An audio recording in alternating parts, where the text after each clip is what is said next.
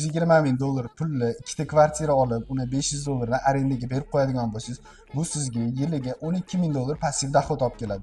To'g'ri, hech qanaqa risklasiz. Lekin bugun sizga ko'rsatadigan hamma narsasi yo'lga qo'yilgan tayyor game klub biznesiga tikadigan bo'lsangiz, bu sizga $80 ming daromad olib keladi.